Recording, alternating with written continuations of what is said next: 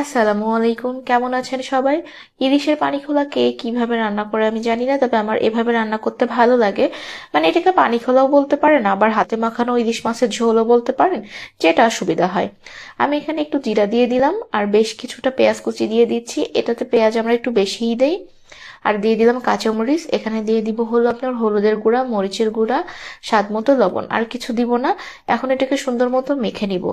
এখন হলো যে বিষয়টা বলবো সেটা হলো, অনেকেই বলবে জিরা কেন দিলাম, জিরা নাকি দিতে হয় না, কিন্তু আমি একটু জিরা দেই। আবার হলো এখানে আমি একটু পেঁয়াজটা হলো আমার ডিপ ফ্রিজে রাখা ছিল, মানে আমি সবসময় পেঁয়াজ কেটে ডিপ ফ্রিজে রেখে দিই, আমার সময় থাকে না এই জন্য। আর এখানে আমি একটু সয়াবিন তেল আর একটু সরিষার তেল দিয়ে এটাকে সুন্দর মতো মেখে নিচ্ছি।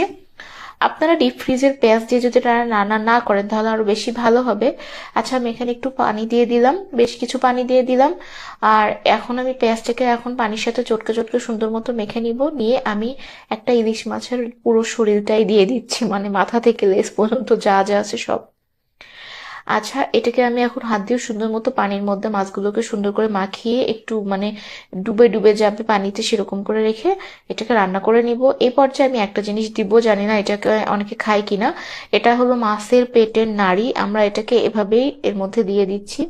এটা অনেকে হয়তো ফেলে দেয়, আমি ঠিক জানি না, এটা আমরা খেতে পছন্দ করি। এখন আর সেরকম কোনো কাজ নেই, এখন আমি এটাকে রান্না করে নিব।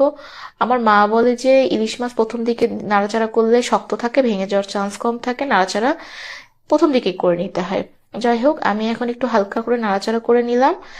আর এরপরে এভাবে আর নাড়াচাড়া করা যাবে না, দুপাশ ধরে একটু জাস্ট একটু এরকম করে ঘুরাই ঘুরাই দিলে রান্নাটা হয়ে যাবে।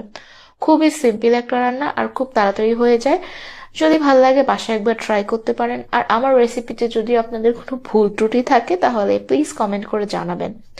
আর সবাই এত এক্সপার্ট রাঁধুনি না, আর রান্নার মধ্যে সবার একটা আলাদা আলাদা টেস্ট থাকে, এই আর কি। যাই হোক, আল্লাহ হাফেজ।